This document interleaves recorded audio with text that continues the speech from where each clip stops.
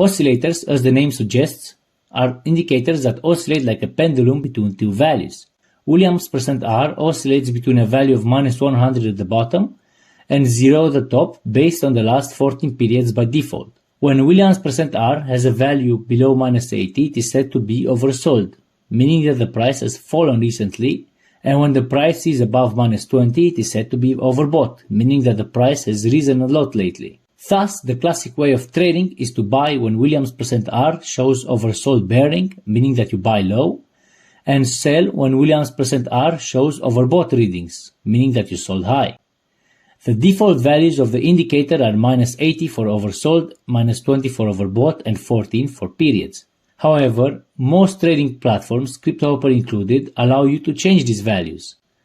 One of the great aspects about Wiliams %R or other oscillators in Cryptohopper is their customization. On Cryptohopper, you can customize your buy or sell signal to be less than a value or more than a value.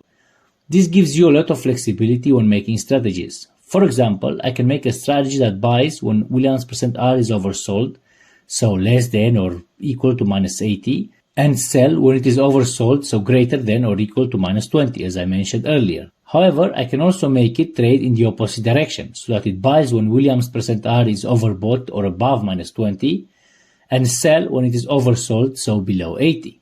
This will essentially make the oscillator work similar to a trend following indicator, like the EMA.